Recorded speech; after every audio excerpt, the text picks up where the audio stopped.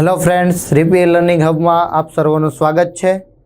ધોરણ 10 વિષય વિજ્ઞાન એમાં આપણે અભ્યાસ કરી રહ્યા છીએ ચેપ્ટર નંબર 9 આનુવંશિકતા અને ઉદ્વિકાસ વિશે અભ્યાસ કરી રહ્યા હતા। એમાં આપણે પહેલો વિડિયો લેક્ચર જોઈ ગયા છે। ત્યાંથી આપણે આગળ વધારીએ તો લિંગ નિશ્ચયન, ઉપાર્જિત લક્ષણો એટલે શું અને આનુવંશિક લક્ષણો એટલે શું, આ ઉપરાંત જાતિ નિર્માણ કેવી રીતે પામે છે, બરાબર છે। આ ટોપિકો વિશે આપણે આજના વિડિયો લેક્ચરમાં ચર્ચા કરવાના છીએ। તો સૌપ્રથમ જોઈએ કે લિંગ નિશ્ચયન એટલે શું। પ્રાણીઓમાં લિંગ નિશ્ચયનની વિવિધ પદ્ધતિઓ જણાવવાની છે। તો લિંગ નિશ્ચયન એટલે શું, તો કે લિંગ નક્કી કરવું, બરાબર છે। એક શબ્દ એના પરથી જ આપણે જોઈએ તો લિંગ નક્કી કરવું, નર કે માદા, આ બેમાંથી આપણે કેમ નક્કી કરશું, તો એના માટે આપણે જોવાનું છે એક લિંગી સજીવ કાં તો નર હોય કાં તો માદા હોય, બરાબર છે। એક લિંગી સજીવ હોય તો એક જ લિંગ હોવાનું છે, કાં નર હોય કાં માદા હોય। વ્યક્તિગત જાતિના લિંગ નક્કી કરવાની ક્રિયાવિધિને લિંગ નિશ્ચયન કહે છે। ફલન ક્રિયા દ્વારા નિર્માણ પામતા યુગ્મનજમાંથી જ્યારે પ્રજનનની ક્રિયા થાય, ફલનની ક્રિયા થાય ત્યારે બે કોષો ભેગા થયા, એક નર અને એક માદા, એ યુગ્મનજ બન્યું, એમાંથી વિકસતો સજીવ નર કે માદા તરીકે વિકસે છે, તે બાબત લિંગ નિશ્ચયન છે, બરાબર છે। એક યુગ્મનજ બનશે, ફલિતાંડ બનશે ને ફલિતાંડમાંથી એક સજીવ વિકાસ પામવાનો છે, ત્યારે એની અંદર બે વસ્તુ હોઈ શકે, કાં એ નર હોઈ શકે કાં એ માદા હોઈ શકે, તરીકે વિકાસ પામે, એને લિંગ નિશ્ચયન કહે છે। પ્રાણીઓમાં લિંગ નિશ્ચયનની પદ્ધતિ કઈ રીતે, તો કે જુદી જુદી જાતિઓ લિંગ નિશ્ચયન માટે જુદા જુદા પ્રકારની પદ્ધતિઓનો ઉપયોગ કરે છે। દરેક સજીવો અલગ અલગ રીતે લિંગ નિશ્ચયન નક્કી કરતા હોય, કેટલાક તાપમાનને આધારિત હોય એવું આપણે જોઈએ। દાખલા તરીકે કેટલાક સરીસૃપ પ્રાણીઓ છે, બરાબર છે, કેટલાક સરીસૃપ પ્રાણીઓ છે એમાં લિંગ નિશ્ચયન વાતાવરણના કારક જેવા કે તાપમાન પર આધાર રાખે છે। શેના પર આધાર રાખે, તો કે નર હશે કે માદા એ તાપમાન પર આધાર રાખે। કયા વર્ગના સજીવો, તો કે સરીસૃપ વર્ગના જે સજીવો છે, એટલે કે પેટે સરકીને ચાલતા જે સજીવો છે, સરીસૃપ ઢસડાઈને ચાલતા જે સજીવો છે, એવા સજીવો છે એનું લિંગ નિશ્ચયન વાતાવરણનું એક કારક, કયું કારક, તો કે તાપમાન પર આધાર રાખે છે। ફલિત ઈંડાને કયું તાપમાન પ્રાપ્ત થાય, એટલે કે ઈંડું જે બન્યું, પ્રજનનની ક્રિયા થઈને જે ઈંડા મૂક્યા એને, એ ઈંડાને કયું તાપમાન પ્રાપ્ત થાય છે, તે બાબત વિકસતા પ્રાણીની નર કે માદા જાતિના નિશ્ચન માટે, એટલે કે એ નક્કી કરશે કે નર જન્મશે કે માદા જન્મશે। કાચબાના ઈંડાને જો 30°C કરતા ઊંચું તાપમાન મળે, 30°C કરતા ઊંચું તાપમાન મળે તો તે માદા તરીકે વિકાસ પામે, અને જો એના કરતા નીચું હોય તો એ શું મળે, તો કે નર। 30°C કરતા નીચું હોય તો શું મળે છે, તો કે નર કાચબો ઉત્પન્ન થશે। પણ જો 30°C કરતા ઊંચું તાપમાન ગયું તો એ કોણ બનશે, તો કે માદા કાચબો હશે, બરાબર છે। એવી જ રીતે મગરના ઈંડામાં ઊંચું તાપમાન છે એ નરનો વિકાસ કરે, ઊંચું તાપમાન નર વિકાસ પામે, જ્યારે એના જે નીચું તાપમાન મળે તો એ માદાનો વિકાસ કરે છે। જો મગરમાં ઊંચું તાપમાન નરનો વિકાસ થાય, નીચું તાપમાન માદાનો વિકાસ થાય। કાચબામાં 30°C કરતા ઊંચું એટલે કે ઊંચું તો માદા નિર્માણ પામે, 30°C કરતા નીચું એટલે કે નીચું તો નર ઉત્પન્ન થાય છે, બરાબર। બંને અલ્ટરનેટિવ છે, યાદ રાખવાનું, 1 માર્કના પ્રશ્નોમાં ઘણી વખત પૂછાતું હોય છે। મનુષ્યમાં વ્યક્તિગત લિંગ નિશ્ચયન લિંગી રંગસૂત્રો, બરાબર છે। માણસની અંદર કેવી રીતે લિંગ નિશ્ચયન થાય, તો કે રંગસૂત્રો પર છે, લિંગી રંગસૂત્રો, અને તેના પર રહેલા જનીનો દ્વારા થાય છે, એટલે કે મનુષ્યની અંદર રંગસૂત્રની એક જોડ છે એ લિંગ નિશ્ચયન માટે હોય, બરાબર છે। મનુષ્યમાં લિંગ નિશ્ચયન આનુવંશિકતા પર આધારિત છે। પિતૃમાંથી આનુવંશિકતા પામતા જનીન વડે લિંગ નિશ્ચયન થાય છે, એટલે કે માતા પિતા દ્વારા જે રંગસૂત્ર મળે એને આધારે નક્કી થશે કે છોકરો હશે કે છોકરી હશે। અપવાદ જોઈએ તો અપવાદ તરીકે સ્નેલ છે, એટલે કે ગોકળ ગાય છે, એક ગોકળગાય જેવા પ્રાણી તેમનું લિંગ બદલી શકે છે. નર હોય તો માદા થઈ શકે, માદા હોય તો નર થઈ શકે. તેમાં લિંગ નિશ્ચયન જનીનિક નથી. જો આવું થતું હોય તો એ જનીનિક કહેવાય, માતા પિતા દ્વારા જે મળ્યું એ કહેવાય, ન કહેવાય. તો એ જનીનિક નથી. કોનામાં? સ્નેલ, ગોકળગાય. 1 માર્ક માટે મોસ્ટ આઈએમપી પ્રશ્ન કે પોતાનું લિંગ કોણ બદલી શકે છે? કયા સજીવો? નીચેનામાંથી કયા સજીવો પોતાનું લિંગ બદલી શકે છે? ખાલી જગ્યા પોતાનું લિંગ બદલી શકે છે ઓપ્શન વગર. યાદ રાખવાનું, સ્નેલ અથવા ગોકળગાય. જ્યારે આપણે છીએ એ આપણામાં આનુવંશિક રીતે જનીનો આવે છે, માતા પિતામાંથી જે જનીનો આવે છે એને આધારે આપણે નર કે માદા, બરોબર છે, એ નક્કી થતું હોય છે, લિંગ નિશ્ચયન થતું હોય છે. તો મનુષ્યમાં લિંગ નિશ્ચયન જોઈએ આપણે તો મનુષ્યમાં લિંગ નિશ્ચયન જનીનો દ્વારા થાય છે અને તેથી તે આનુવંશિકતા પર આધાર રાખે છે, એટલે કે પેઢી દર પેઢી નક્કી થતું હોય. એટલે મનુષ્યમાં 23 જોડ રંગસૂત્રો છે.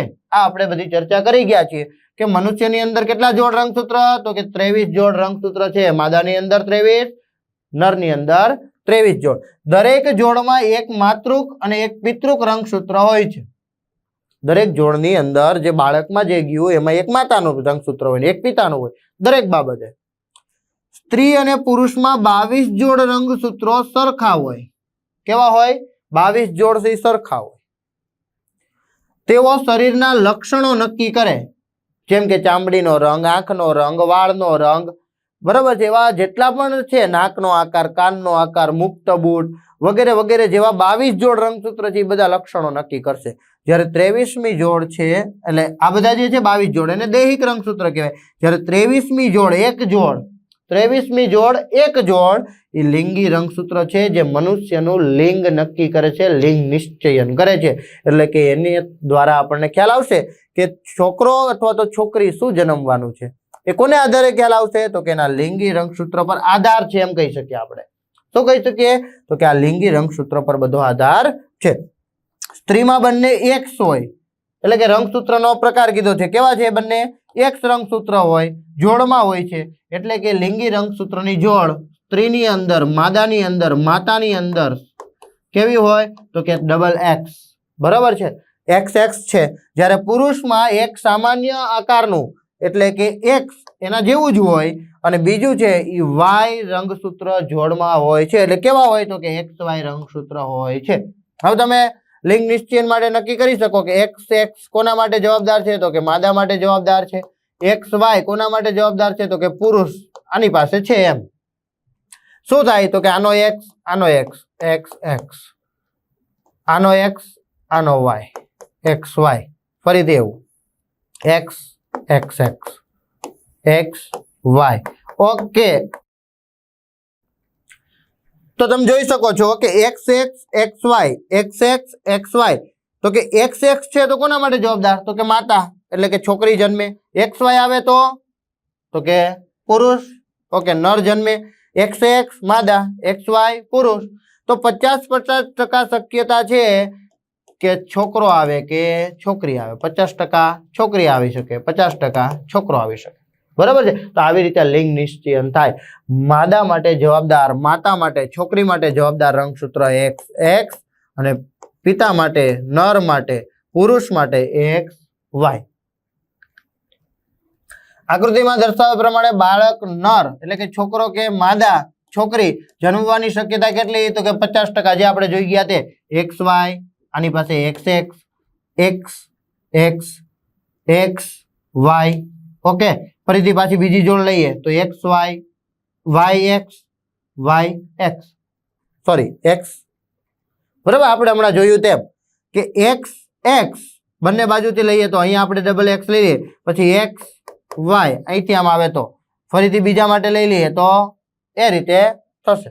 પણ બંનેની શક્યતાઓ કેટલી? તો કે 50% શક્યતાઓ ખરી. ખ્યાલ આવે છે? ઓકે.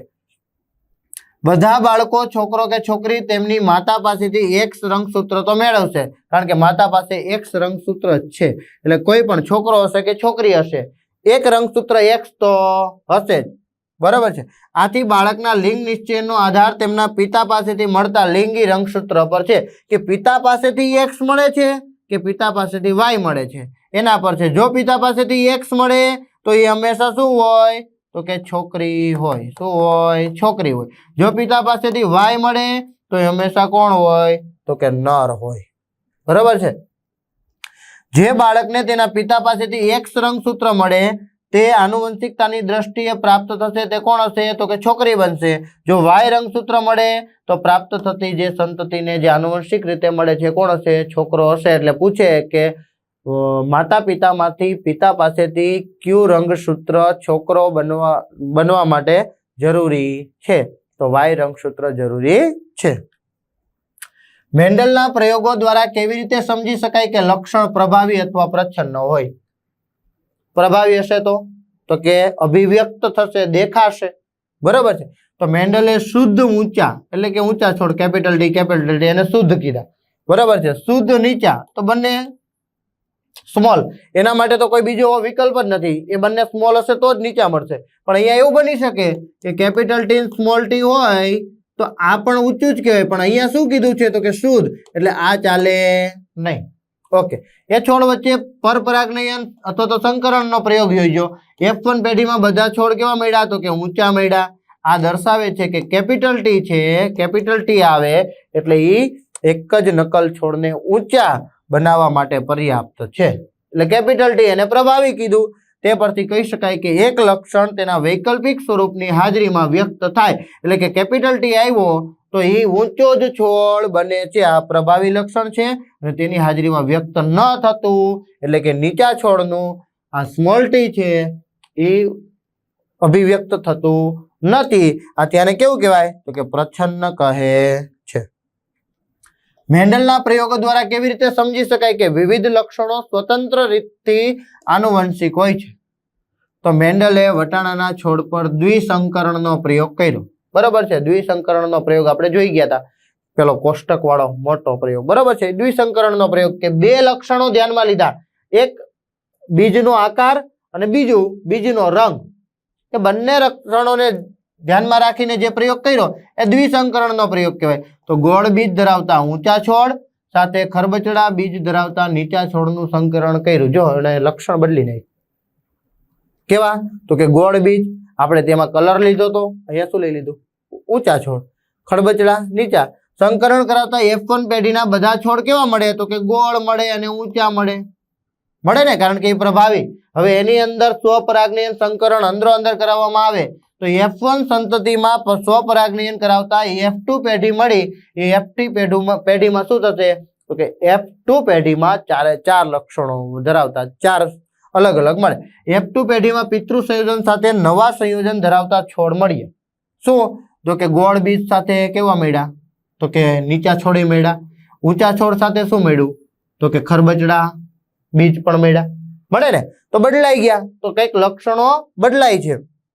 છોડ મળ્યા. કેટલાક ગોળ બીજ ધરાવતા નીચા છોડ અને કેટલાક ખરબચડા બીજ ધરાવતા ઊંચા છોડ પણ મળ્યા.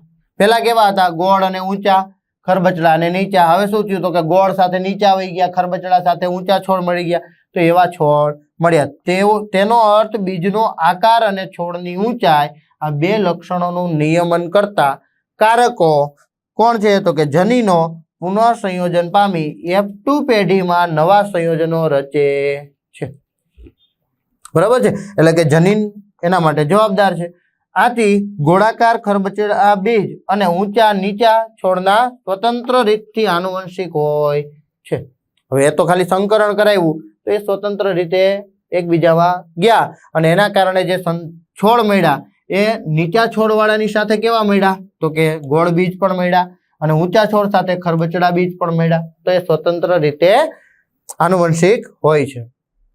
માનવમાં બાળકનું લિંગ નિશ્ચયન કેવી રીતે થાય? તો એ અહીંયા આપેલું છે કે માનવના બાળકનું લિંગ નિશ્ચયન તેના પિતા પાસેથી કયું લિંગી રંગસૂત્ર આનુવંશિક રીતે મળે છે તેના દ્વારા થાય છે. પિતા પાસેથી લિંગી રંગસૂત્રો XY હોય છે. લિંગી રંગસૂત્ર આધારે બે પ્રકારના જનનકોષો શુક્રકોષો એટલે કે એને જનનકોષો કહેવાય ઉત્પન્ન થાય છે. 50% શુક્રકોષો X રંગસૂત્ર ધરાવતા અને 50% શુક્રકોષો Y રંગસૂત્રો ધરાવતા હોય છે. જે પિતા પાસેથી રંગસૂત્ર મળશે એને આધારે જ નક્કી થશે કે બાળક છે એ છોકરી હશે કે છોકરો હશે. જો છોકરી હશે બરાબર છે તો આ એક્સ એક્સ હશે. શું હશે તો કે આ એક્સ રંગસૂત્ર એક્સ રંગસૂત્ર, અહીંયા પ્રિન્ટિંગ મિસ્ટેક છે, બરાબર છે. એક્સ એક્સ તો છોકરી મળશે, અને જો અહીંયા વાય અને આ એક્સ એટલે કે એક્સ વાય મળશે તો છોકરો મળશે. બંનેની શક્યતા કેટલી છે તો કે 50% છે. જ્યારે એક્સ રંગસૂત્ર ધરાવતો શુક્રકોષ અંડકોષનું ફલન કરે છે, જો એક્સ રંગસૂત્ર ધરાવતો કોણ છે તો કે શુક્રકોષ, મતલબ કે પિતા તરફથી કયું રંગસૂત્ર ગયું એક્સ. જો પિતા તરફથી એક્સ રંગસૂત્ર જાય તો એ કોણ હોય છોકરી હોય, એક્સ એક્સ, કારણ કે માતા પાસે તો બંને કેવા છે એક્સ, તો એ તો એક્સ જ આવવાનું છે, બરાબર ને. આમાંથી કોઈ એક આવવાનું છે તો એ કયું આવવાનું છે તો કે એક્સ જ આવવાનું છે. પણ પિતા પાસેથી કયું ગયું તો કે એક્સ, એક્સ જાય તો એક્સ એક્સ, તો શું બને તો કે છોકરી બને. શું બને છોકરી. જ્યારે વાય જાય તો માતા પાસેથી તો એક્સ, તો એક્સ વાય શું બન્યું છોકરો બને છે. ત્યારે છોકરી જન્મે છે અને વાય રંગસૂત્ર ધરાવતો શુક્રકોષ અંડકોષનું ફલન કરે ત્યારે છોકરો જન્મે છે. એટલે યાદ રાખવાનું કે પિતાનું વાય રંગસૂત્ર છે એ જવાબદાર છે છોકરા માટે. શેના માટે છોકરા માટે. એક્સ તો પિતા પાસે છે, જો એક્સ પિતા પાસેથી ગયું તો છોકરી બનશે, અને વાય પિતા પાસેથી ગયું તો છોકરો બનશે. માતા પાસે બંને જે રંગસૂત્ર છે કયા પ્રકારના છે તો કે એક્સ એક્સ પ્રકારના છે. પ્રાકૃતિક પસંદગી ભમરાની વસ્તીમાં ઉદ્વિકાસની દિશા સૂચવે છે, સમજાવો. બરાબર છે. તો લીલા પર્ણોની ગીચતાવાળા પ્રદેશમાં લાલ ભમરાનો એક સમૂહ છે. જો સરસ મજાનો ઇન્ટરેસ્ટિંગ ટોપિક છે. પ્રાકૃતિક પસંદગી ભમરાની વસ્તીમાં ઉદ્વિકાસ, બરાબર છે. ભમરાની ઉદ્વિકાસની દિશા સૂચવે છે, સમજાવવાનું છે આપણે, બરાબર. તો લીલા પર્ણો એક જંગલ છે, એ જંગલમાં જે ડાળીઓ છે લીલા રંગની છે. કેવી છે લીલા રંગની છે. એ લીલા રંગની ડાળી છે, એના ઉપર ભમરાનો એક સમૂહ રહે છે, બરોબર છે. એ ભમરાઓ કેવા છે તો કે લાલ રંગના છે. કેવા છે લાલ રંગના છે. પણ એક ભમરો છે એ લીલા રંગનો છે. કેવો છે લીલા રંગનો છે. જો પ્રાકૃતિક પસંદગી આપણે જોવાની છે, બરાબર છે. તેમની વસ્તી લિંગી પ્રજનન દ્વારા વૃદ્ધિ કરે છે. હવે ભમરાઓ છે એકબીજા સાથે ભમરો અને ભમરી પ્રજનનની ક્રિયા દ્વારા પોતાની સંતતિ આગળ વધારતી હોય, બરાબર છે. તો વસ્તી લિંગી પ્રજનન દ્વારા વૃદ્ધિ કરે છે. કાગડાઓ ભમરાના કુદરતી ભક્ષકો છે, એટલે ભક્ષકો એટલે એને ખોરાક તરીકે ઉપયોગ કરે છે. કાગડાઓને ભમરાનો ખોરાક લેવો બહુ ગમે છે, બરાબર છે. એટલે શું થાય છે તો કે ભમરાઓ છે એ જ્યારે ડાળી પર બેઠા હોય, કાગડાઓ પણ છે, તો કાગડાઓ એનો ખોરાક ભૂખ્યા થશે ખાઈ જશે, ખાઈ જાય ને. હવે કેવું થાય છે તો કે પ્રજનન દરમિયાન રંગની વિવિધતાનો ઉદ્ભવ થાય છે. જો ઉદ્વિકાસ છે ને ખૂબ જ ધીમી અને જટિલ પ્રક્રિયા છે. ખૂબ જ ધીમી અને જટિલ પ્રક્રિયા છે. કેટલાક વર્ષો પછી જ્યારે કોઈ શરીર છે એમાં ધીમી અને કંઈક ફેરફાર થવાને કારણે જટિલ શરીર રચના બને, આ ક્રિયાને ઉદ્વિકાસ કહેવાય, બરાબર છે. તો ઉદ્વિકાસમાં હવે શું થાય છે તો કે કંઈક જનીનમાં કંઈક ફેરફાર થયો, કંઈક ખામી સર્જાણી, અવરોધ સર્જાણો, જેના કારણે કંઈક વિવિધતાનો ઉદ્ભવ થયો, એટલે કે કંઈક રંગનો વિવિધતા આવી. શું આવી તો કે લાલ રંગના ભમરાઓની વચ્ચે એક ભમરો લીલા રંગનો ઉત્પન્ન થયો. ઓકે, અહીંયા લીલા રંગનો ભમરો તમને દેખાય છે ને, બધા કેવા છે લાલ છે, વચ્ચે કેવો છે તો કે લીલા રંગનો ભમરો છે. આ લીલા રંગનો ભમરો આ રંગ વિવિધતાનું તેની સંતતિમાં વારસાગમન કરે છે. એટલે એ હવે જ્યારે પ્રજનન કરશે ને એટલે મોટા ભાગના ભમરા કેવા થઈ જશે તો કે લીલા થઈ જશે. કેવા થઈ જશે લીલા થઈ જશે, બરાબર છે. વારસાગમન કરે છે. શું કરે છે તો કે વારસાગમન, તમને ખ્યાલ આવતો હશે, દેખાતું હશે, બરાબર છે. તો આ જે છે એ લીલો ભમરો છે, આ જે છે તે લીલો ભમરો છે, બરાબર. આ જે લીલા ભમરા છે હવે શું કરશે તો કે સંતતિમાં આગળ લીલા લીલા લીલા, તમે અહીંયા જોઈ શકો છો બધા જ ભમરા કેવા છે તો કે લીલા રંગના છે. કેવા છે લીલા રંગના છે. હવે એ આનુવંશિક રીતે આગળ વધારે છે, બરાબર છે. ઓકે, તો તેનું સંતતિમાં વારસાગમન કરે, આગળ પેઢી દર પેઢી વધાર્યું, તેથી તેની બધી સંતતિ કેવા રંગની તો કે લીલા રંગની હોય છે. લીલા પર્ણોની ગીચતામાં કાગડાઓ લીલો ભમરો બેઠો હોય લીલા પાંદડા ઉપર તો દેખાશે નહીં દેખાય, પણ પેલો લાલ બેઠો હોય તો કે દેખાશે ને. પણ શું થયું તો કે એને પ્રાકૃતિક પસંદગી કરી, કંઈક ફેરફારને કારણે ડીએનએ ની અંદર રહેલા જે રંગસૂત્રો છે એમાં કંઈક ફેરફાર થયો. એ ફેરફારના કારણે એનો લીલો રંગ થયો, અને એ લીલો રંગ છે એના કારણે પાંદડા જે હશે એના ઉપર જ્યારે ભમરો બેઠો હોય અથવા તો એના ઉપર છુપાયેલો હોય ત્યારે એ કાગડો એને શોધી શકતો નથી, ન શોધી શકે, બરાબર, લીલામાં લીલું બહુ ઓછું દેખાય. તો એ ગીચતામાં કાગડો લીલા રંગના ભમરાઓને જોઈ શકતો નથી. શું થાય હવે? તો કે આથી લીલા રંગના ભમરાનો કાગડા દ્વારા શિકાર થતો નથી. હવે લીલા રંગના ભમરા નહીં દેખાય, પણ પેલા કેટલાક લાલ રંગના ભમરા હતા ને, તો શું થશે હવે? તો કે લાલ રંગના ભમરા ધીમે ધીમે ધીમે ઓછા થતા જશે, કારણ કે કાગડાને તો ભમરા ગમે છે ખાવા, એટલે એ એનું ભક્ષક કરે, ખોરાક તરીકે ઉપયોગ કરે. તો લાલ ભમરાથી શું થઈ ગયું? તો કે ધીમે ધીમે ઓછા થતા ગયા, પણ એની જગ્યા કોણે લીધી? તો કે લીલા ભમરાઓ છે એની સંખ્યા ધીમે ધીમે ધીમે ધીમે વધતી ગઈ. જ્યારે લાલ રંગના ભમરાની સંતતિનો કાગડાઓ વડે ખોરાક માટે સતત શિકાર થતો રહે છે, તેના પરિણામે લાલ રંગના ભમરાની વસ્તી ઓછી થતી જાય છે. તો લાલ ભમરાની તુલનામાં લીલા ભમરાની સંખ્યા વધી જાય છે. વધી જાય ને? વધી જાય. આ પરિસ્થિતિમાં દુર્લભ ભિન્નતા સમયના અંતરાલમાં વસ્તીનું એક સામાન્ય લક્ષણ બન્યું, કારણ કે તે ઉત્તર જીવિતતાના લાભની સ્થિતિ એટલે કે પ્રાકૃતિક પસંદગી હતી. પણ જો એ લાલ જ હોત તો મૃત્યુ પામ્યા હોત, કારણ કે કાગડાઓ હતા એ તો એનો ભક્ષણ કરી જાત, શિકાર કરી લેત, ખાઈ જાત. બરાબર છે. પણ એને કંઈક પ્રાકૃતિક પસંદગી કરી. શું પસંદગી કરી? તો કે એક લક્ષણ બદલાયું, કોઈક કારણોસર બદલી ગયું કે ભાઈ લાલ કલરના જે ભમરા બનતા હતા એની જગ્યાએ લીલા રંગના ભમરા બનવા માંડ્યા. હવે શું થયું? તો કે પ્રાકૃતિક પસંદગી થઈ ગઈ. હવે એને આગળ પોતાની સંતતિ વહેલો આગળ વધારવો હોય તો થોડાક સમય પછી ધારો કે એવું બને કે ન બન્યા હોત લીલા ભમરા, તો કે લાલ ભમરા તો દેખાત એવો કાગડો ખાઈ જાત, દેખાય એવો કાગડો ખાઈ જાત, તો એની સંખ્યા એક સમય નાશ થઈ જાય. પણ આવી કંઈક ફેરફારને કારણે હવે પેઢી દર પેઢી આગળ વધે છે. તો શેના દ્વારા? તો કે પ્રાકૃતિક પસંદગી, કુદરતી પસંદગી થઈ. બરાબર છે. કારણ કે જે ફેરફાર થયો એના ઉત્તર જીવિતતા માટે પણ લાભદાયી હતો કે ભાઈ જીવવું છે તો પોતાનો રંગ બદલવો પડશે. એ લીલા રંગનો થયો, કાગડાઓ જોઈ શકતા નથી, એનો ખોરાક કરતા નથી, ધીમે ધીમે વસ્તી આગળ વધે છે તો ભમરાઓ ઘણા બધા જોવા મળશે. તો ઉત્તર જીવિતતાના લાભની સ્થિતિ એટલે કે પ્રાકૃતિક પસંદગી હતી. આ પ્રાકૃતિક પસંદગી કાગડાઓ દ્વારા થઈ કાગડાઓ દ્વારા. બરોબર ને? કેમ? કારણ કે એને તો જો લાલ રંગના ભમરા દેખાતા હતા, ખાઈ જવા છે. બરાબર, એટલે એના ખોરાક માટે પણ એ થયું. જેટલા કાગડા વધારે તેટલા લાલ રંગના ભમરાઓનો શિકાર વધુ થશે, એટલે ખાતા જશે, અને વસ્તીમાં લીલા ભમરાઓની સંખ્યા કે ગુણોત્તર શું થશે? વધતો જશે. બરાબર. હવે જોઈએ, આથી પ્રાકૃતિક પસંદગી ભમરાની વસ્તીમાં ઉદ્વિકાસની દિશાને દોરવે છે. તેનાથી શું થશે? તો કે તેનાથી ભમરાની વસ્તી પર્યાવરણમાં સારી રીતે રહી શકે તેવું અનુકૂલન દર્શાવે છે. કારણ કે પછી એવું થાય કે ભમરાની વસ્તી ઘટતી જાય, લાલ ભમરા હોય તો, અને કાગડાની વસ્તી વધતી જાય, તો પ્રાકૃતિક પસંદગી કોના દ્વારા થઈ કહેવાય? તો કે કાગડા દ્વારા, કે ભાઈ લાલ ભમરા જેટલા મળે છે એટલા જ ખાય છે અને બહુ વધારે વસ્તી થતી નથી, વધારે ખોરાક નહીં મળે તો પછી સમયાંતરે એ નાશ પણ પામે ને. ઓકે. ભમરાની વસ્તીમાં રંગ પરિવર્તન ઉદાહરણની મદદથી આનુવંશિક અપવાદનો સિદ્ધાંત. બરોબર છે. લાલ રંગના ભમરાની વસ્તીમાં પ્રજનન દરમિયાન રંગ વૈવિધ્ય સર્જાય છે. બરોબર છે. શું થાય છે? તો કે એમાં એક ભમરો વાદળી રંગનો બને. હવે પેલા લીલો રંગનો બન્યો હતો ને, હવે શું થાય છે?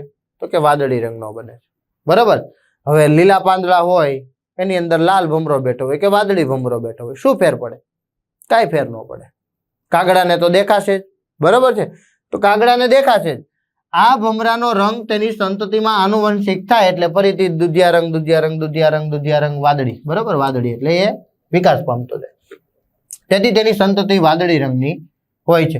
એટલે તમે જોઈ શકો છો કે અહીંયા ભમરો એકેય નથી, ફેરફાર થયો. એક ભમરો વાદળી રંગનો આવ્યો, પછી થોડાક પ્રજનનની ક્રિયા દ્વારા વધારે બન્યા અને પછી વધારે બન્યા. પણ એ જે ડાળીઓ હતી ત્યાં એક હાથી આવે છે. એ હાથી છે એ શું કરે છે? તો કે હાથી છે આ જે ડાળીઓ હતી એને વેર વિખેર કરી નાખે છે, અને જે લાલ રંગના ભમરા હતા એ બધા મૃત્યુ પામે છે. હવે મૃત્યુ પામ્યા વૈધા કોણ? જો તમે હાથીનો પગ પડ્યો, વેર વિખેર કર્યું. બરોબર. 3 ભમરા વૈધા, 3 ભમરા અત્યારે ખાલી આકૃતિ પૂરતું, બરોબર છે, આપણે સમજવા પૂરતું. 3 ભમરા વૈધા છે તો હવે એમના વચ્ચે પ્રજનન થઈને જે સંતતિ મળશે કેવા રંગના ભમરાઓની હશે? તો કે વાદળી રંગના ભમરાઓની જ હશે. બરાબર છે ને? તો વાદળી રંગના ભમરાઓની સંતતિ મળે છે. કાગડા લાલ રંગના અને વાદળી રંગના ભમરાઓને લીલા પર્ણોમાં સરળતાથી ઓળખી શકે. ગમે તેવો રંગ હોય, બંને દેખાય, ઓળખી શકે. શરૂઆતમાં વસ્તીનું કદ વધતું જાય છે તેમ તેમાં વાદળી રંગના ભમરા ખૂબ ઓછા હોય છે. કેટલા છે? ખૂબ ઓછા છે. પણ શું થાય છે?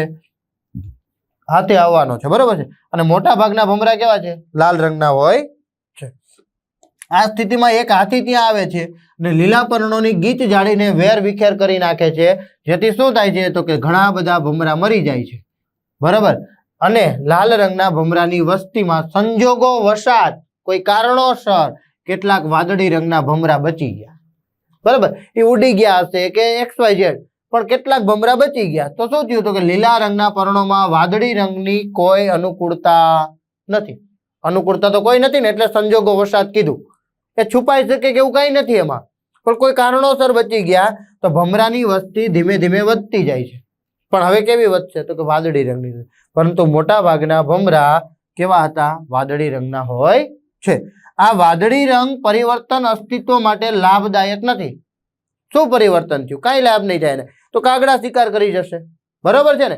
વાદળી રંગના બન્યા તો પણ પેલા કાગડા એનો ભક્ષણ કરી જશે, કારણ કે લીલા રંગ વચ્ચે એ દેખાવાના છે.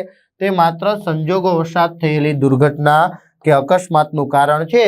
તેના દ્વારા ભમરાની વસ્તીમાં વાદળી રંગ એક સામાન્ય લક્ષણ બને છે, એટલે આને અપવાદ કહેવાય. કઈ ફેરફાર નથી થયો. બસ પેલો હાથી આવ્યો, વેર વિખેર કરી નાખી, લાલ ભમરા મરી ગયા, વાદળી ભમરા બચી ગયા. તો વાદળી રંગના જે ભમરા બચી ગયા એ માત્ર ને માત્ર શું છે? તો કે એક સામાન્ય લક્ષણ છે. એનાથી એને કોઈ ફાયદો થયો નહીં. કેમ? કારણ કે પેલા કાગડા તેનો શિકાર કરી જશે, કારણ કે લીલા પર્ણોની વચ્ચે વાદળી રંગ પણ દેખાય છે. દેખાય ને? ઓકે. આમ નાની વસ્તીમાં કોઈ અકસ્માત, ઉત્તરજીવિતતાના લાભ વગર કોઈ પણ જનીનોની આવૃત્તિમાં ફેરફાર કરે છે. આ એક આનુવંશિક અપવાદનો સિદ્ધાંત છે. ફરીથી અહીંથી કે કોઈ વસ્તી હોય, એ વસ્તીમાં કોઈ અકસ્માત થાય અથવા તો ઉત્તરજીવિતતાના લાભ વગર કોઈ પણ જનીનોની આવૃત્તિમાં ફેરફાર કરે, આ એક આનુવંશિક અપવાદનો સિદ્ધાંત છે, જે કોઈ પણ અનુકૂલન વગર ભિન્નતા ઉત્પન્ન કરી શકે છે. એનાથી કોઈ અનુકૂલન નથી, બરોબર. પર્યાવરણમાંથી બચી જવાના છે એવું નથી, કાગડાથી બચી જવાના છે એવું પણ નથી. એટલા માટે તે અનુકૂલન વગર ભિન્નતા ઉત્પન્ન કરી શકે છે. ભમરાની વસ્તીમાં ખોરાકની પ્રાપ્યતા કેવી રીતે ભિન્નતા પ્રેરે છે?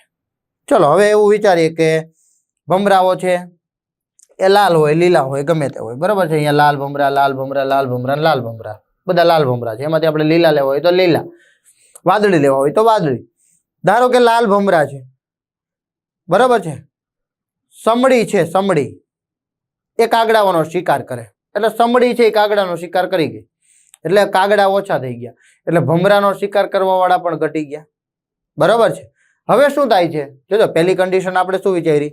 તો કે ભમરા તો છે, કાગડાઓ એના ભક્ષક કરે છે, એટલે શિકાર કરે છે.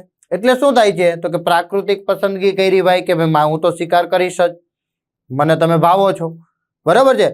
તમારો ખોરાક તરીકે હું ઉપયોગ કરું, મને વધારે પોષણ મળે છે, મને મજા આવે છે, તો એવી રીતે એનો ભક્ષણ કરે છે. પણ એક રંગની કંઈક વિવિધતા સર્જાણી, જેથી લીલા રંગના ભમરા ત્યાં એનું ભક્ષણ ઓછું થઈ ગયું. એક પ્રાકૃતિક પસંદગી.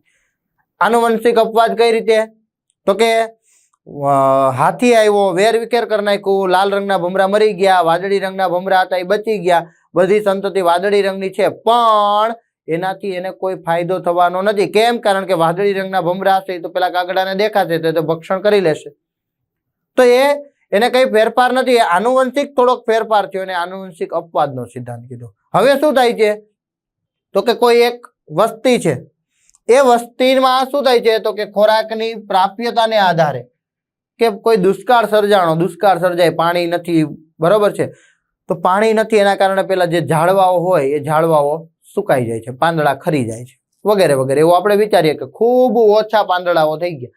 હવે શું થાય છે? તો કે પાંદડાઓ ખૂબ ઓછા થઈ ગયા ને, તો પછી પેલા ભમરાઓ ખોરાક તરીકે શેનો ઉપયોગ કરશે? તો એને ખોરાક પૂરતા પ્રમાણમાં મળતો નથી. આવા સમયે શું થશે? તો કે પૂરતા પ્રમાણમાં ખોરાક નથી મળતો, તેના શરીર છે એ ઘટી જશે, જીવ ભાર ઘટી જશે. શું થયું? તો તમે જોઈ શકો, મોટા શરીર છે, બરાબર. અહીંયા નાના નાના શરીર થઈ ગયા. કેવા થઈ ગયા? નાના નાના શરીર થઈ ગયા, નાના નાના શરીર. હવે શું થાય? તો કે એ છે હજી 1-2 વર્ષ દુષ્કાળ રહે છે, તો બીજા વર્ષે પણ એની જે સંતતિઓ મળે એ પણ પતલી જ હોય, જીવ ભાર ઓછો જ હોય. પણ જ્યારે ફરીથી પાછો વરસાદ આવશે, પાણી પુષ્કળ પ્રમાણમાં મળશે, વનસ્પતિઓ ખીલશે, ફરીથી ઝાડવાઓ લીલા થઈ જશે, એટલે ફરીથી ભમરાઓને ખોરાક છે પૂરતા પ્રમાણમાં મળે, ફરીથી ભમરાઓ કેવા થઈ જાય? તો કે મોટા કદના થઈ જાય. કેવા થઈ જાય? મોટા કદના થઈ જાય છે. ખ્યાલ આવે છે? ઓકે. તો હવે આપણે થિયરી જોઈએ કે લીલા પર્ણોવાળી ગીચ જાળીમાં ભમરાની વસ્તીનો વધારો શરૂ થાય છે. બરાબર છે. જાળીઓમાં વસ્તીઓને રોગ લાગુ પડે. શું થયું? તો કે રોગ લાગુ પડ્યો. તોય પાંદડાઓ ખરી જાય. ભમરાઓના ખોરાક માટે પર્ણો ઓછા થઈ ગયા. ઓકે. રોગ લાગુ પડ્યો, પર્ણો ઓછા થઈ ગયા. પાણી પૂરતા પ્રમાણમાં નથી મળતું, પર્ણો ઓછા થઈ જાય, વગેરે વગેરે. તો પરિણામે ભમરાને અલ્પ પોષણ પ્રાપ્ત થાય છે. ભમરાના સરેરાશ જૈવભારમાં એટલે કે વજનમાં, એના કદમાં ઘટાડો થાય છે. આવું કેટલીક પેઢીઓ સુધી જળવાઈ રહે છે. આ સ્થિતિમાં શરીરનો જૈવભાર ઘટે છે. આ ભિન્નતા આનુવંશિક નથી. કેમ આનુવંશિક નથી? કે આ પેઢી દર પેઢી ચાલ્યા જ નહીં કરે, પણ એવું બનશે કે જ્યારે એને પૂરતા પ્રમાણમાં ખોરાક મળશે એટલે ફરીથી પાછા કેવા થઈ જાય છે? તો કે ફરીથી પાછો જૈવભાર વધે છે. ખ્યાલ આવે છે? ઓકે. તો આ જૈવભારને અનુરૂપ છે. ભમરાઓમાં તેમના જીવનકાળ દરમિયાન ભૂખમરાને કે પોષણના અભાવને શરીરના જૈવભારમાં થતો ઘટાડો કેવું લક્ષણ કહેવાય? તો કે ઉપાર્જિત લક્ષણ કહેવાય. જે આનુવંશિક ન હોય એવા લક્ષણને કેવું કહેવાય? ઉપાર્જિત લક્ષણ કહે છે. તેનાથી ડીએનએ માં કોઈ ફેરફાર થતો નથી, તેથી આ લક્ષણ આનુવંશિક નથી. હમણાં જ ભમરાનું ઉદાહરણ જોયું, જૈવભાર ઘટી ગયો, પતલા થઈ ગયા ભમરા, નાના થઈ ગયા, તો એનાથી એના ડીએનએ માં કોઈ ફેરફાર થતો નથી. બરોબર છે. તો કેટલીક સમયગાળા દરમિયાન ભમરાની વસ્તીમાં ઘટાડો થાય છે. બરોબર છે. ભમરાની વસ્તીમાં ઘટાડો થાય છે, પણ કેટલીક પેઢીઓ જળવાઈ રહે છે, થોડા ઘણા જળવાઈ રહે છે. આ ઉપરાંત જ્યારે વનસ્પતિઓમાં રોગ દૂર થઈ જશે, અમુક કારણોસર રોગ દૂર થશે, દુઃખ દૂર થશે, એટલે પાંદડાઓ ફરી ખીલશે. તો પાંદડાઓ જ્યારે પાછા મળશે એટલે ખોરાક પૂરતા પ્રમાણમાં મળશે. પૂરતા પ્રમાણમાં જ્યારે ખોરાક મળે ત્યારે ભમરા તેમનો અપેક્ષિત જૈવભાર ફરીથી પાછો મેળવે છે. ત્યાર પછીની પેઢીઓમાં વધારે જૈવભાર ધરાવતા ભમરા ફરીથી ઉત્પન્ન થાય છે, સર્જાય છે. ખ્યાલ આવે છે? ઓકે. ટૂંકનો લખો ઉપાર્જિત લક્ષણો.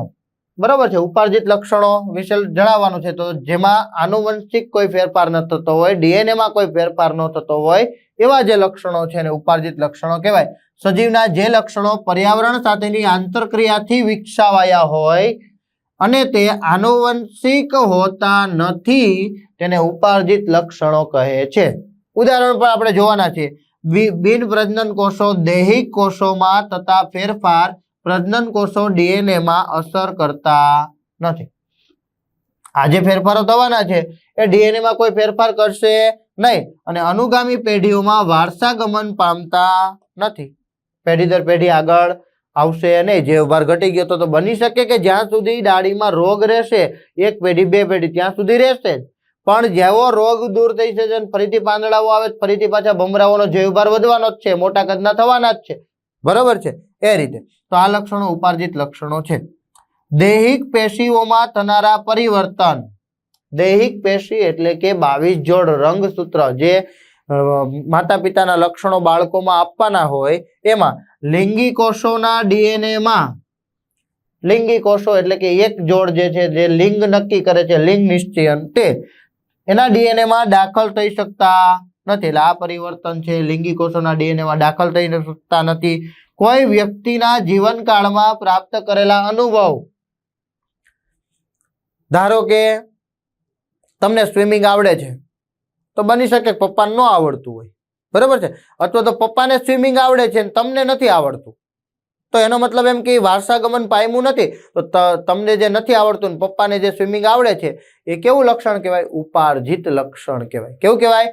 ઉપાર્જિત લક્ષણ કહેવાય. બરોબર છે? તમે સારી રીતે મેથ્સ, કોઈ ભાષા બોલી શકો છો, ચલો પપ્પાને સમજ્યા, પણ તમે છો, તમે ગુજરાતી, અંગ્રેજી, હિન્દી અથવા તો તમે કોઈ બીજી ભાષાઓ પણ શીખો છો જે તમને આવડે છે, તો એવી તમે વિવિધ ભાષાઓ બોલી શકો છો. એનો મતલબ પણ એવો છે કે એ ઉપાર્જિત લક્ષણ છે, વારસાગમન નથી. તમને આવડે છે, તમારા બાળકોને એ ભાષા આવડશે જ એવું જરૂરી નથી. અને તમને આવડે છે એનો મતલબ એવો નથી કે પપ્પાને આવડતી હતી એટલે તમને આવડે છે, પણ એ તમને આવડે છે, પપ્પાને નથી આવડતી, તમારા બાળકોને પણ ન આવડે, તો એને શું કહેવાય? તો કે ઉપાર્જિત લક્ષણો કહેવાય, જે આનુવંશિક હોતા નથી. તો કોઈ અનુભવ છે એ અનુભવ સંતતિઓમાં વહન પામતા નથી. કંઈક અનુભવ થયો હોય, બરોબર, સામે સિંહ આવી ગયો હોય ને આપણે ઓચિંતા કંઈક આપડા પાપડા થઈ ગયા ને સદનસીબે બચી ગયા, તો એ આપણો અનુભવ છે. એ અનુભવ પાછો બાળકને થશે જ એવું જરૂરી નથી. જે ઉદ્વિકાસમાં અગત્યના નથી. ત્યાર પછી જે ઉપાર્જિત લક્ષણોના ઉદાહરણો. ખોરાકના કે પોષણના અભાવે ભમરાના શરીરના જીવભારમાં ઘટાડો થયો હતો. એ ઘટાડો થતો જ રહેશે એવું થતું નથી. ફરીથી ખોરાક મળે તો એ પાછો જીવભાર વધે છે. તો પોષણના અભાવને કારણે ઓછા જીવભાર વાળા ભમરાનું આ લક્ષણ સંતતિમાં વારસાગત કે આનુવંશિક થતું નથી. એટલે કે જીવભાર જ્યારે મળશે ત્યારે પાછો ખોરાક મળશે, પોષણ મળશે ત્યારે જીવભાર વધશે. એક ઉદાહરણ સરસ મજાનું. ઉંદરોની પૂંછડીને કેટલીક પેઢીઓ સુધી આપણે શસ્ત્રક્રિયા દ્વારા કાપીને દૂર કરવામાં આવે છે, એટલે કે કાપી નાખીએ. પહેલી પેઢી છે, કાપી નાખી.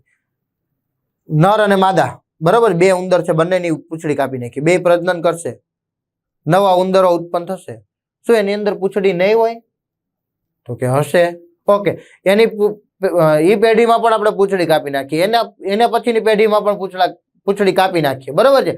તો કેટલીક પેઢીઓ સુધી ઉંદરની પૂંછડીઓ કાપી નાખીએ છીએ શસ્ત્રક્રિયા દ્વારા, તો પણ તેની જે પેઢી નવી જન્મવાની છે એની અંદર તો પૂંછડી આવે ને આવે જ. એનો મતલબ એમ કે આનુવંશિક નથી. તો એવા લક્ષણોને શું કહેવાય? તો કે ઉપાર્જિત લક્ષણો કહે છે. ઉંદરોની પૂંછડીને કેટલીક પેઢીઓ સુધી શસ્ત્રક્રિયા દ્વારા કાપીને દૂર કરવામાં આવે છે, પરંતુ પૂંછડી વગરની સંતતિ પ્રાપ્ત થતી નથી, કારણ કે પૂંછડી કાપવાથી જનન કોષોના જનીન પર કોઈ અસર થતી નથી, અને કોઈ અસર ન થાય તો એ આનુવંશિક નથી. એટલા માટે એ કેવું કહેવાય? તો કે ઉપાર્જિત લક્ષણ કહે છે. માનવી દ્વારા પાણીમાં તરવું, માનવી દ્વારા પોતાની સ્થાનિક ભાષા ઉપરાંત અન્ય ભાષાઓ પણ બોલવી, રોલર સ્કેટ પહેરી સરકવું એટલે કે સ્કેટિંગ પહેરવા, બરોબર છે, ચલાવવા, અકસ્માતને કારણે ચહેરા પર કોઈ ઈજાનું નિશાન થાય તો એ બધા જ બાળકોમાં આવે આવા લક્ષણો એવું જરૂરી નથી. એટલે આ બધા જ ઉપાર્જિત લક્ષણો છે. ટૂંક નોંધ લખો. આનુવંશિક લક્ષણો કોને કહેવાય? તો માતા પિતામાંથી બાળકોમાં આવે, જે ડીએનએ દ્વારા આવતા હોય, જનીન દ્વારા આવતા હોય, રંગસૂત્રો દ્વારા, બરોબર છે. તો એના દ્વારા બાળકોમાં જે લક્ષણો આવ્યા એને આપણે શું કહીશું? તો કે આનુવંશિક લક્ષણો કહીએ છીએ. સજીવોના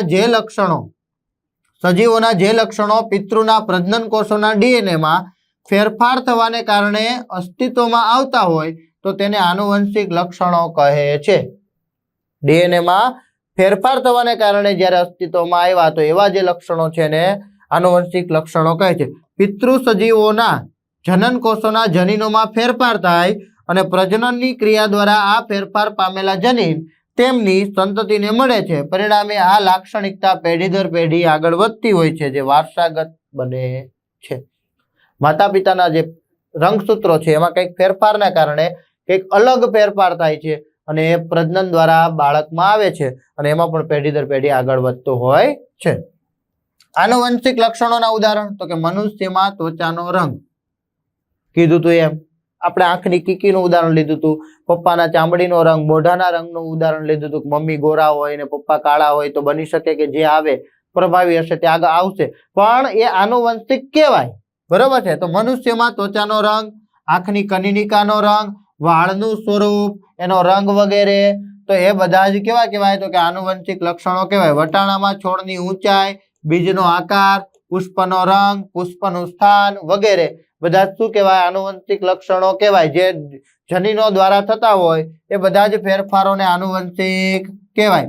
લીલા રંગના પર્ણો પર વસવાટ કરતી ભમરાની વસ્તી લાલ રંગની છે. જોજો, જેવભાર વાળું નહીં.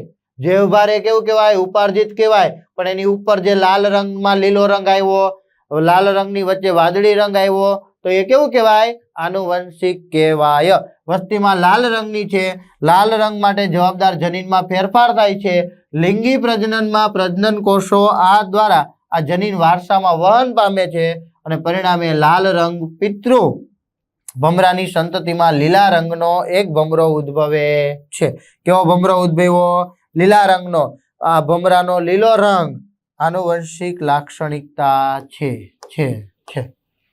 બરાબર છે, અને બીજી પેઢીમાં ઉતરી આવે છે એટલે બી આગળ પેઢી દર પેઢી વધે છે. અને આપણને એક સમયે જોવા મળતું હતું કે મોટા ભાગના ભમરાઓ કેવા હતા, તો કે લીલા રંગના હતા. આમ આનુવંશિક લાક્ષણિકતાઓ ઉદ્વિકાસનો અનિવાર્ય હેતુ છે. બરાબર છે. ત્યાર પછી જોઈએ જાતિ નિર્માણ કેવી રીતે પામે. તો જાતિ નિર્માણ પ્રેરતા પરિબળો ક્યાં ક્યાં છે?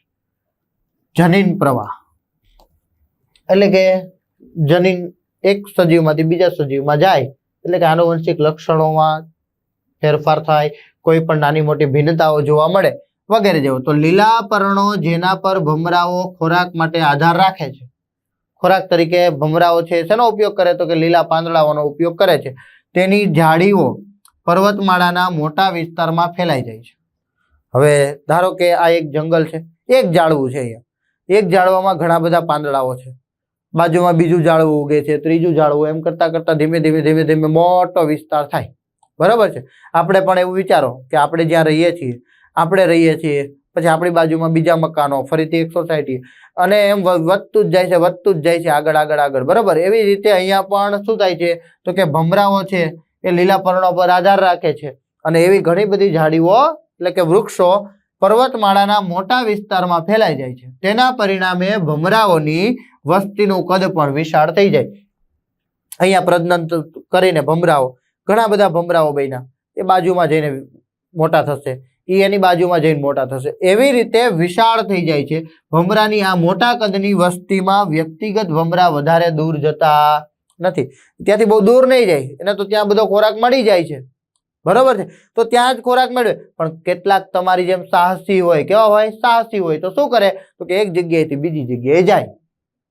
સાહસી હોય તો, પરંતુ તેઓ પોતાના ખોરાક માટે જીવનભર પોતાની આસપાસની ઝાડીઓ પર જ આધારિત રહે છે. આમ ભમરાઓની વિશાળ વસ્તીમાં આસપાસ ઉપવસ્તી બની. શું બન્યું? ઉપવસ્તી બની.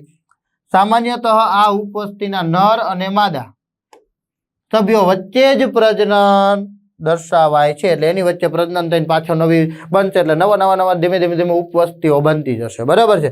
હવે શું થાય, તો કે કોઈ સંજોગોમાં કેટલાક સાહસિક ભમરા હોય. કેવા હોય? સાહસિક ભમરા હોય, જે શું વિચારે કે ભાઈ હું અહીંયા ને અહીંયા રહું છું, હું થોડોક દૂર જાઉં ને, ભારતમાં રહું છું, તો હું અમેરિકા જાઉં ને, કેનેડા જાઉં ને. બરાબર. તેઓ સાહસ કરે. તો સાહસિક ભમરા એક ઉપવસ્તીથી બીજા સ્થાને જાય છે. ક્યાં સ્થાને? બીજા સ્થાને. અથવા તો શું થાય, તો કે કાગડા દ્વારા ભમરાને એક ઉપવસ્તીમાં ઉપાડી, જો કાગડો છે તો ભમરાનું ભક્ષણ કરી જાય. તો અહીંયા સરસ મજાનું લખ્યું છે કે ઉપવસ્તીમાં ઉપાડી તેને નુકસાન કર્યા વગર. લખવું પડે ને, નહીતર તો ત્યાં પહોંચાડે પેલા તો એને ખાઈ જાય. તો આપણે ખાઈ જવાનો નથી, એને જીવતો ત્યાં મૂકવાનો છે. એટલે ઉપાડીને ત્યાં મૂકે, બરાબર, બીજા સ્થાન પર મૂકી દે છે. બંને પરિસ્થિતિમાં સ્થળાંતરિત ભમરા સ્થાનિક વસ્તીના સભ્ય સાથે પ્રજનન કરે છે. પ્રજનન કોની સાથે કરશે? સ્થાનિક, જ્યાં રહેતા હોય ત્યાં, એની સાથે. તો તેના જનીનો સ્થાનિક વસ્તીમાં પ્રવેશ પામે છે. બરાબર. એક કંઈક જનીનનો ફેરફાર હતો, એ ત્યાં ગયો, પ્રજનન કર્યું, તો એ ત્યાં આગળ વધશે. આ પ્રકારનો જનીન પ્રવાહ ફક્ત આંશિક રીતે અલગ થયેલી વસ્તીમાં જોવા મળે છે. થોડા ઘણા અંશે જ્યારે આવા દૂર ગયા હોય એવા ભમરાઓ દ્વારા નિર્માણ પામતો હોય છે. જો આ પ્રકારની ભમરાની બે ઉપવસ્તી વિશાળ નદીથી અલગ પડે, ઉપવસ્તીઓ હોય બરાબર, પણ વચ્ચે વિશાળ નદી, મોટી નદી આવી ગઈ, તો કેટલીક વસ્તી પેલી બાજુ જાય, બરાબર, પેલી બાજુ, કેટલીક વસ્તી આ બાજુ છે, વચ્ચે બહુ મોટી નદી છે. ભમરાઓ અહીંથી ત્યાં જતા નથી, પણ કોઈક વખત કોઈ ભમરો અહીંથી ત્યાં જાય છે, તો શું થશે, તો કે એ વસ્તી સાથે પ્રજનન કરવા માટે સક્ષમ હશે નહીં. તે વધારે અલગીકરણ થાય છે. તેના પરિણામે તેમની વચ્ચેનો જનીન પ્રવાહ ખૂબ નિમ્ન સ્તરે આવી જાય છે. એટલે આ વસ્તીવાળા અહીંયા જ પ્રજનન કરે, પેલી વસ્તીવાળા ત્યાં પ્રજનન કરે, પણ એકબીજા પ્રજનન કરવા માટે સક્ષમ રહેતા નથી. આનુવંશિક વિચલન અને પ્રાકૃતિક પસંદગી. પ્રત્યેક ઉપવસ્તીમાં પેઢી દર પેઢી આનુવંશિક વિચલન વિવિધ ફેરફારોનો સંગ્રહ કરે છે. કંઈક ફેરફાર થશે જનીનમાં, તો જે પેઢી દર પેઢી એ ફેરફાર થોડા ઘણા અંશે ભિન્નતા દર્શાવતો હોય છે. પ્રાકૃતિક પસંદગી જુદા જુદા ભૌગોલિક વિસ્તારોની વસ્તીઓ પર જુદી જુદી રીતે અસર કરે છે. પ્રાકૃતિક પસંદગી છે, પેલી કેમ કાગડાઓએ પસંદગી કરી હતી કે હું ખોરાક તરીકે એનો ઉપયોગ કરીશ, પ્રાકૃતિક પસંદગી હતી, કુદરતી રીતે ભાઈ હું હઈશું તો મારે ભમરા ખાવાના છે, બરાબર, એ રીતે. તો પ્રાકૃતિક પસંદગી જુદા જુદા ભૌગોલિક વિસ્તારોની વસ્તીઓ પર જુદી જુદી રીતે અસર કરે છે. ઉદાહરણ તરીકે એક ઉપવસ્તીની સીમામાં સમડીઓ દ્વારા કાગડાઓની વસ્તી દૂર થઈ જાય છે. એક વિસ્તાર છે, સમડીઓ જોવા મળે છે, કાગડાઓને ખાઈ જાય છે. તેના પરિણામે ભમરામાં લીલા રંગની ભિન્નતા પસંદગી પામતી નથી. શું કામે? જો આપણે પ્રાકૃતિક પસંદગી કીધી હતી ને, કાગડાઓ ખાય છે તો પેલાની એવી જરૂરિયાત પડી કે ભાઈ મારે હવે શું કરવું પડશે, તો કે કંઈક અલગ કલર બદલવો પડશે, નહીતર આ બધા જ મને ખાઈ જશે, બધા કાગડાઓ બધા ભમરાને ખાઈ જશે. પણ સમડીઓ કાગડાને ખાઈ ગઈ, તો હવે પેલાનું શું જરૂર છે? લાલ રંગનો હોય કે વાદળી રંગનો હોય, તો લાલ રંગનો ભમરાને કોઈ જ જનીનમાં ફેરફાર લાવવાની જરૂરિયાત રહેતી નથી. તેથી લીલા રંગની ભિન્નતા પસંદગી પામતી નથી, કે લીલો રંગ થતો નથી, અને લાલ રંગના ભમરા પ્રજનન દ્વારા સતત સંખ્યાકીય વધારો કરે, લાલ રંગના ભમરા દેખાય. ખ્યાલ આવે છે ને? ઓકે. પરંતુ બીજ ઉપવસ્તીની સીમામાં જ્યાં કાગડાઓની સંખ્યા વધારે છે અને સમડીઓ નથી. બીજું શું? તો કે ઉપવસ્તીની સીમામાં જે કાગડાની સંખ્યા વધારે છે પણ પાછી સમડીઓ નથી, આ સ્થાને લીલા રંગના ભમરાની પસંદગી થશે. એટલે આને પ્રાકૃતિક પસંદગી કહેવાય. ખ્યાલ આવ્યો? ઓકે. ભમરાઓની સ્થાનિક ઉપવસ્તીમાં આનુવંશિક વિચલન તેમજ પ્રાકૃતિક પસંદગીની સંયુક્ત અસરને કારણે અલગીકરણ થયેલી બે ઉપવસ્તીઓ એકબીજાથી વધારે ને વધારે ભિન્ન થતી જાય છે. એકબીજાથી કેવી થતી જાય? અલગ થતી જાય છે. પ્રાકૃતિક પસંદગી હોય તો લીલો રંગ આવ્યો તો એ લીલા રંગનો જ વિકાસ કરશે. લાલ રંગ છે તો લાલ રંગ, પણ કોઈ કારણોસર વાદળી રંગનો ભમરો થયો તો વાદળી રંગની વિકાસ કરશે. તો ભિન્ન થતી જાય છે. પ્રજનનીય અલગીકરણ. બે વસ્તીના સભ્યો એકબીજાના સંપર્કમાં આવ્યા પછી પણ આંતર પ્રજનન માટે અસમર્થ બને. પેલી નદી વચ્ચે આવી ગઈ, એક જાતિ પેલી બાજુ છે, એક જાતિ આ બાજુ છે, અહીંથી કોઈ સાહસિક કાગડો ત્યાં જાય, સાહસિક ભમરો ત્યાં જાય છે, અહીંથી કોઈ સાહસિક ભમરો ત્યાં જાય છે, પણ ત્યાં જઈને પણ શું, તો કે ત્યાંની વસ્તી સાથે પ્રજનન કરી શકશે નહીં. કેવો બને છે? અસમર્થ બને છે. આવો ફેરફાર ઘણી રીતે સંભવ છે. ડીએનએ માં થતો કોઈ મોટો ફેરફાર અથવા રંગસૂત્રોની સંખ્યામાં ફેરફારના કારણે બે વસ્તીના સભ્યોના પ્રજનન કોષો ફલન માટે અસમર્થ બને છે. આ પહેલું રીઝન, કે ડીએનએ માં કંઈક મોટો ફેરફાર થઈ ગયો હોય, એ મોટો ફેરફાર છે એ રંગસૂત્રોની સંખ્યામાં કંઈક ફેરફાર લાવે છે, એના કારણે બે વસ્તી જે છે એના સજીવો છે, એના સભ્યો છે, એ પ્રજનન કોષો ફલન માટે કેવા બને છે? અસમર્થ બને છે, એટલે પ્રજનન કરી શકતા નથી. દાખલા તરીકે ભિન્નતાને કારણે લીલા રંગના ભમરાની માદા, જો કેવો રંગ, તો કે લીલા રંગ, ભમરાની માદા છે, વસ્તીમાં જ રહે છે, પણ એ લાલ રંગના જે નર ભમરો હશે, લીલા રંગની માદા ભમરો છે અને લાલ રંગના નર ભમરો છે, એની સાથે પ્રજનન ક્ષમતા ગુમાવે છે, પ્રજનન કરી શકશે અને તે માત્ર લીલા રંગના નર ભમરા સાથે જ પ્રજનન કરી શકે છે. એ જ રીતે લીલા રંગના ભમરાની માદા બીજા સમૂહના લાલ રંગના નર ભમરા સાથે મળે ત્યારે તેનો વ્યવહાર એવો થઈ જાય છે કે તેથી તેમની વચ્ચે પ્રજનન ન થાય. બરાબર છે? એટલે પ્રજનન થઈ શકશે નહીં. આ રીતે અસરકારક જાતિ નિર્માણ થાય છે અને ભમરાની નવી જાતિ અસ્તિત્વમાં આવે એટલે ત્યાં પ્રજનન ન કરી શકે, એટલે નવો જાતિનો વિકાસ થતો હોય છે. તો આ વિડીયો લેક્ચરમાં તમને મજા આવી હશે, સમજાઈ ગયું હશે. ખૂબ જ ઇન્ટરેસ્ટિંગ ટોપિક હતો. વધુ આપણે નેક્સ્ટ વિડીયો લેક્ચરમાં મળશું. Thank you.